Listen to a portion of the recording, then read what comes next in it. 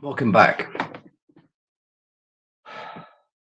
Sometimes it's good to celebrate things. What I'm celebrating is getting all my stuff off to the accountant for my 2024 taxes. Sure, he'll have questions, but it's all right. See this folder here? That indicates that everything has been sent to him, copied, uploaded. It's with him now, and then it's up to him to come back and tell me what else he wants. But it feels good. Sometimes it's good to celebrate these things. What does it have to do with today's reading? Probably not very much at all, but it makes me feel good anyway. So here we are. 1 second. Excuse me. Today's reading is called Living in Security. Living in Security. The first quotes are both quotes are from Ernest Holmes, and it's going to be that way for the rest of the month. First quote is from Seminar Lectures on page 47. He says, our evolution from now on will have to be through our conscious identification. Our evolution from now will have to be through our conscious identification. He potentially got that from Thomas Troward, who he was a character with a lot of different sides to him. The New Thought side was pretty good. He had some other sides which were not quite so savory. He was somewhat of a racist. And anyway, but Holmes got a lot of information from him because, like a lot of people in history, Troward had issues in some of his places, and lots of famous people in the recent past who contributed lots of good things in the world have had a checkered history, where they've had some issues that weren't all that salubrious. Anyway, what Troward said was essentially that until we figured out that we actually were able to use our minds, our thoughts plus feelings to actually produce results, that humanity was just kind of carried along on the wave of evolution and that we weren't able to do anything about it. But once we realized consciously that we can do something about our individual and our racial destiny as human beings, then we ceased to be at the mercy of evolution and we had a hand in things. So this is the same kind of idea that Holmes is putting forward there. In the Science of Mind textbook, Holmes says the greatest good that can come to use is the knowing within us of an absolute certainty of ourselves and our relationship to the universe, God, the divine, the all. Choose your own words. And then Reverend Margaret goes on to say, some of us are adrenaline junkies and need a great rush of internal chemicals to prove to ourselves we're truly alive. I'm going to come back to that. Many more of us, though, have no desire for such inner conflictions. We already have a developing sense of ourselves and prefer to increase in peace, love, and understanding on our own time and in our own ways when possible. We would rather feel secure within ourselves and our surroundings. Actually, we long for this. A place where we may safely return at the end of the day and feel comfortable in the company of loved ones.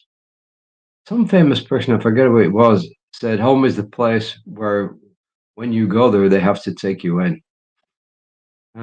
Carrying on with Reverend Margaret, she says, these days our physical securities are being challenged. We're bombarded with threats to our well-being, and the media overstimulates us with horror stories everywhere. Absolutely true. Just watch the news any day. 95% negative and 5% positive. Yes, life can be uncertain and sometimes unpredictable, but when has it not been so? I doubt that there has ever been an era without something to fear. Today's fear is just faster and more furious. Where then can we find peace, calm, other than within? Sometimes, even when all sorts of things come at us, from every direction. This is when our practices of trust, surrender, and openness to good, and she puts in brackets God, really make a difference. When there is no quiet path to follow in the world, we must listen for our own quiet path. Sometimes it has to be enough to know that God, good, is present, no matter what. I agree with her that the news just bombards us with all sorts of crud. Now, sometimes I wonder why I watch it. And one of the reasons we can watch it is because we can hold in our own minds something better than what we're seeing out there. And as she also points out, there's never been a time in history when there hasn't been a lot of stuff going on. I mean, seriously. I think the big difference these days is communication. Something can be going on right across the other side of the world, and you can know about it instantly. Well, almost instantly. You can know about it sometimes within seconds, if not within minutes, and at the very worst case, hours. We're in an interconnected world, and so we see all the stuff going on. So, for instance, when somebody runs rampant with a vehicle in Germany, and most people don't, you know about it within minutes. I mean, the news media there all around the world, and it's there, it's out, it's in the open. So, I think one of the issues today is the openness of our communication in this regard. In other words, it's good. So when good things happen, you can communicate that. But the whole point here really is this: that even if you try to shut yourself off from all this stuff, you're not going to do it successfully forever. Not even if you live in a monastery or a convent. But it's like the house built on rock that Jesus talked about. The house that was built on the rocky foundation withstood the storms. And when you do some personal work every day, when you spend some quiet time, when you read good stuff, when you listen to good stuff, then you start to build that strong foundation and you can withstand the stuff that's going on out there. And in fact, you can flip it. You can actually put good thoughts and feelings out into the group human subconscious mind. And eventually that's going to work.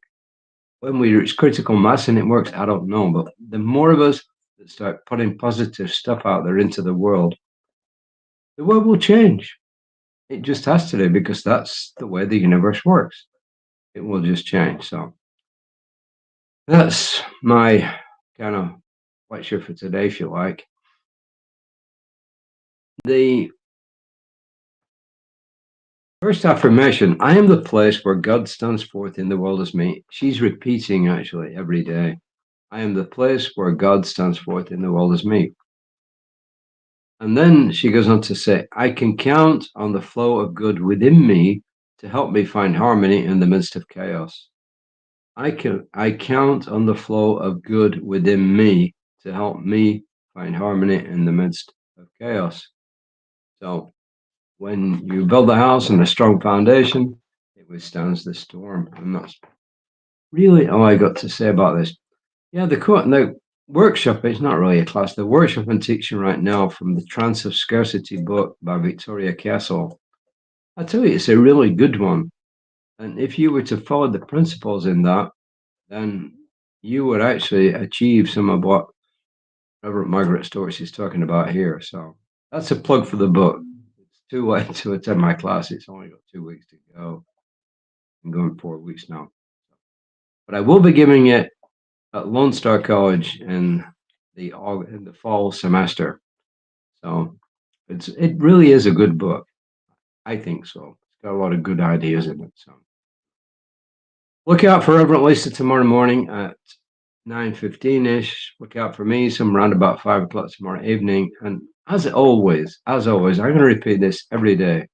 Please take care of yourselves. It's really, really important.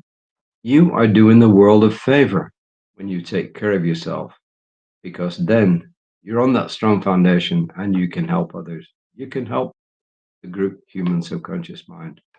Until next time, namaste.